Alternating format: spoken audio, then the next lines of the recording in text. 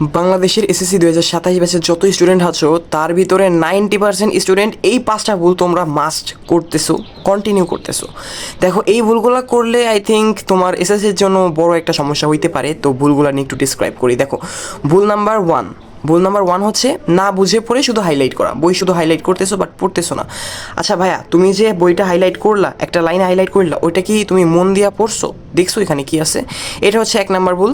আচ্ছা, ভুল নাম্বার দুই হচ্ছে অন্যের পড়া নিয়ে প্যানিক করা। মানে তুমি সোশ্যাল মিডিয়াতে দেখতেছো যে ভাই ওর ফুল সিলেবাস কমপ্লিট, ওর 3-4 বার রিভাইজ শেষ। আরে হোক ভাই রিভাইজ শেষ, ওর রেজাল্ট দিয়ে তুমি কী করবো? ওর পড়া দিয়ে কী করবো? তোমার পড়া হয়েছে?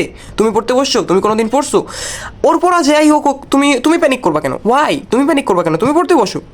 আচ্ছা, ভুল নাম্বার 3 হচ্ছে যেটা, যদি কোনো একটা সাবজেক্ট পড়া শুরু করো, ওই সাবজেক্ট তুমি সারাদিনই পড়তেছো। Y bro? তোমার অন্যান্য সাবজেক্ট নাই? তুমি পড়বা না সেইগুলা? ভাইয়া তোমরা যাই করো তাই করো, অ্যাটলিস্ট একটা সাবজেক্ট 1 ঘন্টা 20 মিনিট এর বেশি পড়বা না আমার রুটিন অনুযায়ী। এবার যদি ভুল 4 নাম্বার সম্পর্কে ডিসক্রাইব করতে চাই, সেইটা হচ্ছে তুমি পড়তেছো ঠিক আছে, তোমার সব পড়া শেষ, আমি ধরে নিচ্ছি তুমি সব পড়া শেষ। তুমি কি নিজেকে টেস্ট করছো ভাইয়া? তুমি নিজেকে টেস্ট করছো? তাহলে তুমি শিওর কেমনে যে তোমার পড়া শেষ?